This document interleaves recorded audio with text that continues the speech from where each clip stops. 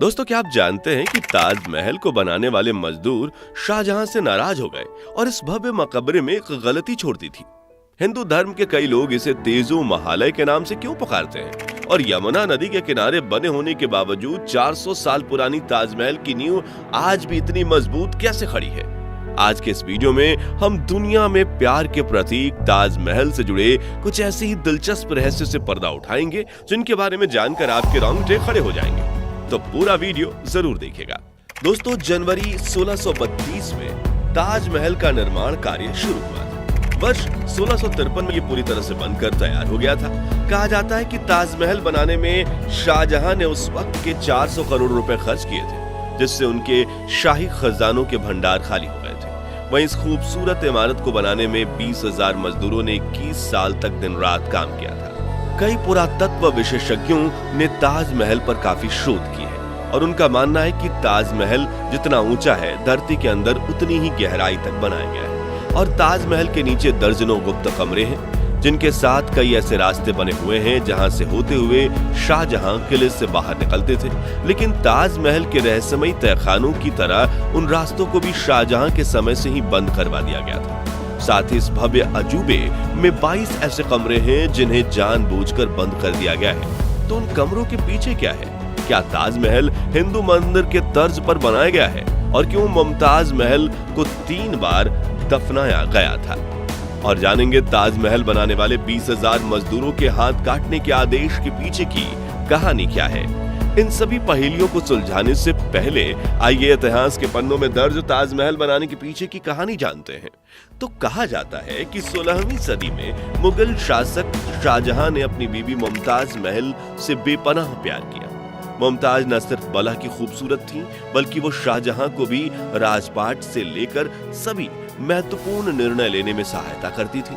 लेकिन जून 1931 में जब शाहजहां को गद्दी पर बैठे 4 साल भी पूरे नहीं हुए थे, तब अपने 14वीं संतान को जन्म देते वक्त मुमताज की तबीयत काफी बिगड़ गई थी और उनकी प्रसव पीड़ा करीब 30 घंटे तक चली। इसी दौरान शाहजहां ने अखंड भारत में मौजूद सभी डॉक्टर्स और हकीमों को मुमताज का इलाज करने के लिए बुलाया और दुआओं के लिए गरीबों में पैसे बांटे।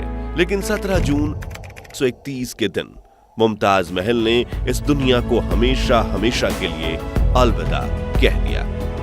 शाहजहां के बारे में लिखने वाले बताते हैं कि उन पर अपनी प्रिय बीवी की मौत का काफी बुरा असर हुआ और पूरे 1 हफ्ते तक ना वो अपने कक्ष से बाहर आए और ना ही उन्होंने राजपाट के किसी काम में हिस्सा लिया। उन्होंने संगीत सुनना, गाना और अच्छे कपड़े पहनना सब कुछ छोड़ दिया। अगले 2 सालों तक उसके बाद हर बुधवार को जिस दिन मुमताज का निधन हुआ था, उन्होंने सिर्फ सफेद कपड़े ही पहने। लगातार रोने की वजह से उनकी आंखें कमजोर हो गईं और उन्हें चश्मा पहनने के लिए मजबूर होना पड़ा। मुमताज के लिए उनका बेपनाह प्यार इतना सच्चा था कि वो दुख, दर्द और पीड़ा में शारीरिक रूप से भी कमजोर होने लगे। उदाहरण के रूप में इस घटना से पहले उनकी दाढ़ी और मूंछों में इक्का दुक्का ही सफेद बाल हुआ करते थे, जिन्हें वो अपने हाथ से तोड़ तोड़ कर फेंक देते थे। लेकिन कुछ दिनों के भीतर उनकी 1/3 दाढ़ी सफेद हो गई। इस समय उन्होंने राजगद्दी छोड़ने का भी मन बना लिया। फिर उन्होंने ये सोचकर ऐसा नहीं किया कि बादशाहत एक पवित्र जिम्मेदारी है जिसे निजी परेशानी के कारण नहीं छोड़ा जा सकता। साथ ही उन्हें अपनी बेगम मुमताज की आखिरी इच्छा भी पूरी करनी थी। दरअसल मरने से पहले मुमताज ने शाहजहां से कहा था कि उन्होंने अपने सपने में एक ऐसा सुंदर महल और बाग देखा है जैसा इस दुनिया में कहीं नहीं। मेरी आपसे गुजारिश है कि आप मेरी याद में वैसा ही एक मकबरा बनवाएं। जिसके लिए शाहजहां ऐसी जमीन ढूंढने लगे जो आगरा शहर से दूर शांत इलाके में हो। साथ ही ये जमीन यमुना नदी के पास हो ताकि इसके आसपास के बगीचों में सिंचाई के लिए कभी पानी की कमी ना हो और ये ताजमहल इतना बड़ा हो कि वो शाहजहां के आगरा के किले से दिखाई दे सके। इन सभी मापदंडों पर खरी उतरने वाली 42 एकड़ की जमीन चुनी गई और ताजमहल का नक्शा बनाया गया, जो कि 1560 के दशक में दिल्ली में बने हुमायूं के मकबरे की तर्ज पर बना था, जिससे बाद में जनवरी 1932 में ताजमहल का निर्माण कार्य शुरू किया गया, जिसके लिए सबसे पहले उस इलाके की जमीन को साफ किया गया और हजारों मजदूरों को अत्यंत गहरी नींव खोदने के काम पर लगाया गया। इस दौरान ताजमहल को पूरी तरह बन जाने से पहले बाहरी नजरों से बचाने के लिए शाहजहां ने लकड़ी की बल्लियों और ईंटों का एक मचान बनवाया। इसे लेकर एक दिलचस्प किस्सा ये है कि जब ताजमहल पूरी तरह से बनकर तैयार हो गया था, तब शाहजहां को बताया गया कि ईंटों के मचान को गिराने में 5 साल का समय लग जाएगा। इस पर शाहजहां ने आदेश दिया गया कि गिराई गई सभी ईंटों उन मजदूरों की हो जाएंगी। नतीजन वो मचान रातों रात ही गिरा दिया गया और सभी मजदूर जितनी हो सके उतनी ईंटें लेकर जाने लगे। खैर, अब मुख्य कहानी पर वापस आए तो चूंकि ताजमहल यमुना नदी के किनारे बनाया जा रहा था, ऐसे में उसमें सीलन आने और नींव समय के साथ कमजोर होना तय थी। लेकिन शाहजहां चाहते थे कि ताजमहल हमेशा हमेशा के लिए एक चट्टान की तरह खड़ा हो। इसलिए उन्होंने अपने लोगों को इस समस्या का समाधान निकालने के लिए कहा। नतीजन ताजमहल की नींव लकड़ियों से बनाई गई। अब आप में से कई लोगों के दिमाग में यह सवाल आ सकता है कि नदी किनारे लकड़ियों की नींव पर बनी इमारत भला 400 सालों तक कैसे टिक सकती है?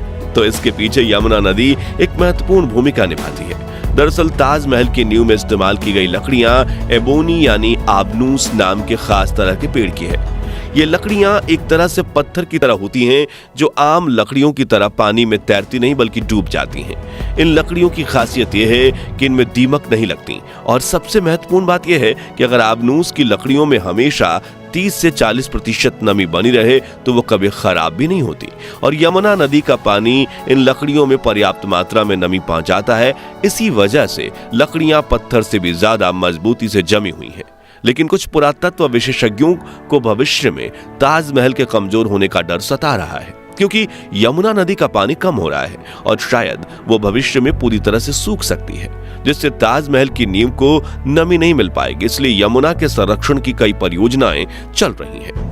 आपको बता दें कि ताजमहल की नींव और उसके आसपास की कई संरचनाओं को लाल बलुआ पत्थर से बनाया गया है, जबकि मुख्य इमारत में सफेद संगमरमर का इस्तेमाल किया गया है, जिसमें 40 अलग अलग रत्नों को जड़ा गया था, जिन्हें शाहजहां ने दुनिया के अलग अलग देशों से मंगवाया था। जैसे कि नीले रंग के पत्थर लैपीज लजूली को अफगानिस्तान के खानों से मंगवाया गया था। हरे रंग के पत्थर को जेड को सिल्क रूट से काशगर चीन से लाया गया था। फिरोजा तिब्बत से लाए गए थे और मूंगा को अरब और लाल सागर से मंगवाया गया था। इसके अलावा वर्मा, श्रीलंका और मिस्र की नीली घाटी से भी कई कीमती रत्नों को लाया गया था। सबसे खास बात यह है कि भवन में लगने वाला संगमरमर 200 मील दूर राजस्थान के मकराना से लाया गया था, जिसकी कुछ चट्टानें इतनी भारी थी कि उन्हें लाने के लिए खास तरह की बैलगाड़ियां बनाई गई थी, जिसे 30 मवेशियों के साथ खींचने में भी दिक्कत आती थी। इसी सफेद संगमरमर की बदौलत ताजमहल अपना रंग भी बदलता है। जी हाँ, दिन के अलग अलग पहर के हिसाब से ताजमहल भी अपना रंग बदलता है। सुबह देखने पर ताजमहल गुलाबी दिखता है, शाम को दूधिया सफेद और चांदनी रात में सुनहरा दिखता है। ऐसा सफेद संगमरमर पर सूरज और चांद की रोशनी पड़ने के कारण होता है। दोस्तों, ताजमहल में नदी के तट वाले भाग में संगमरमर की नींव के ठीक नीचे लाल पत्थर से बने 22 कमरे हैं, लेकिन भारत के पुरातत्व विभाग ने इन कमरों पर ताले लगा दिए हैं। कोई नहीं जानता कि इनमें क्या है। कहा जाता है कि इन 22 कमरों की दीवारों और छतों पर हिंदू देवी देवताओं के चित्र बने हुए हैं और इनके बीच से एक 33 फीट लंबा गलियारा है, जिसके दोनों सिरों में ईंटों के ऐसे दरवाजे बना दिए गए हैं जैसे वो दीवार की तरह प्रतीत हों और पर्यटकों का ध्यान उन कमरों पर ना जाए। बताया जाता है कि सन 1934 में दिल्ली के एक निवासी ने दीवार में मौजूद एक छेद के जरिए ताजमहल के तहखाने के अंदर जो कमरे थे उसमें झांक कर देखा तो वो हक्का बक्का रह गया, क्योंकि उसे उन कमरों के स्तंभ पर भगवान शिव और कई हिंदू देवी देवताओं की तस्वीरें भी दिखीं।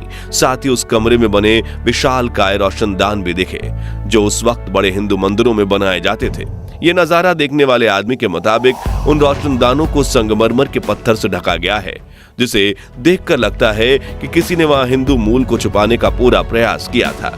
वहां स्थानीय लोगों का ये भी मानना है कि ताजमहल पहले भगवान शिव का भव्य मंदिर था, जो तेजो महालय नाम से प्रसिद्ध था और उसकी छत से टपकने वाला पानी शिव जी के शिवलिंग पर बूंद बूंद करके टपकता था। इस मंदिर को समुद्रगुप्त ने बनवाया था, लेकिन फिर मुगलों ने भारत पर कब्जा किया और करीब 36,000 हिंदू मंदिर तबाह कर दिए और कुछ मंदिरों में कुछ थोड़ी बहुत फेर बदल करके उन्हें अपने धार्मिक स्थलों में बदल दिया और ताजमहल को भी उन्हीं में से एक माना जाता है। लेकिन इन बातों में कितनी सच्चाई है वो कह पाना मुश्किल है। ताजमहल निर्माण से जुड़ी एक कहानी ये भी है कि जब शाहजहां ने सभी मजदूरों के हाथ काटे जाने की घोषणा की ताकि वो कोई और ऐसी इमारत ना बना सके, तो मजदूरों ने इसकी छत पर एक छेद छोड़ दिया ताकि शाहजहां का खूबसूरत सपना पूरा ना हो सके।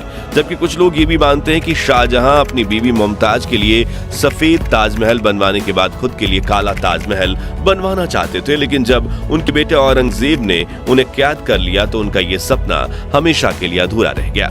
ताजमहल की चारों तरफ 130 फीट ऊंचे 4 स्तंभ बने हुए हैं और जब आप इन्हें दूर से देखेंगे तो पाएंगे कि ये मीनारें 90 डिग्री पर नहीं खड़ी हैं, बल्कि थोड़ी सी बाहर की तरफ झुकी हैं। ऐसा इसलिए क्योंकि अगर कभी तीव्रता से भूकंप आए तो ये मीनारें टूटकर बाहर की तरफ गिर जाएंगी और मुख्य इमारत को खरूज तक नहीं आएगी, जो इसे प्राचीन आर्किटेक्चर का बेहतरीन नमूना बनाता है।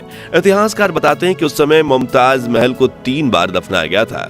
उन्हें सबसे पहले बुहारनपुर में तापी नदी के किनारे एक बाग में दफनाया गया। 6 महीने बाद उनके पार्थिव शरीर को वहां से निकालकर 15 वर्षीय शहजादे शाह शुजा की देखरेख में आगरा लाया गया, जहां 8 जनवरी 1632 को उन्हें यमुना के किनारे दोबारा दफनाया गया, जिसके बाद आखिर में उन्हें ताजमहल में दफनाया गया। आज ताजमहल को दुनिया का 7वां अजूबा और प्यार का प्रतीक कहा जाता है, जहां दुनिया भर से हर साल 70 से 80 लाख टूरिस्ट आते हैं और ताजमहल की खूबसूरती देख मंत्रमुग्ध हो जाते हैं। दोस्तों, अगर आपको ताजमहल से जुड़ी अनकही अनसुनी कहानी पसंद आई तो कमेंट बॉक्स में बताइए कि आप कभी ताजमहल देखने गए हैं या कब जाने वाले हैं। साथ ही वीडियो को लाइक और शेयर करके 11,000 लाइक्स के लक्ष्य को हासिल करने में हमारी मदद कीजिए और ऐसी ही दिलचस्प वीडियोस देखते रहने के लिए इस चैनल को सब्सक्राइब करके पास वाली घंटी जरूर बजा दीजिए। धन्यवाद।